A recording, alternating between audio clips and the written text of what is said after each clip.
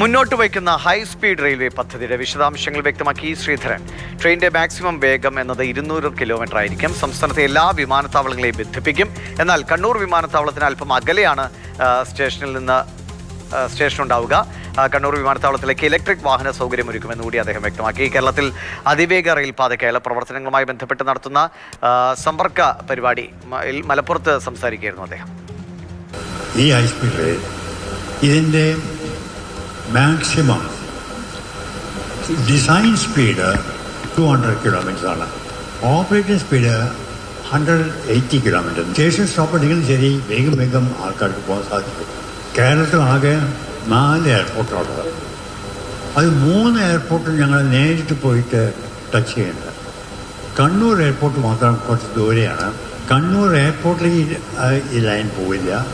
എങ്കിലും എയർപോർട്ടിൽ ഈ സ്റ്റേഷനുമായി തമ്മിൽ ബന്ധിച്ചുകൊണ്ട് electric vehicles up and down പോയിക്കൊണ്ടേയിരിക്കും, ടൈം ടേബിൾ വെച്ചിട്ട്. അതുകൊണ്ട് ആൾക്കാർക്ക് എയർപോർട്ടിൽ പോകാനോ അതിൽ മടങ്ങി വരാനോ ഒരു വിഷമം ഉണ്ടാവില്ല. തീർച്ചയായും ഈ ശ്രീധരൻ മുന്നോട്ട് വയ്ക്കുന്ന പദ്ധതി ഏതാണ്? സംസ്ഥാന സർക്കാരിൻ്റെ ഒരു പദ്ധതിയുണ്ട്. ഏതെങ്കിലും ഒരു പദ്ധതി നടന്നു കാണട്ടെ എന്ന് തന്നെയാണ്. അത് കേരളത്തിൻ്റെ ഗതാഗത രംഗത്ത് വലിയ കുതിപ്പുണ്ടാക്കുന്ന കാര്യവുമായിരിക്കും.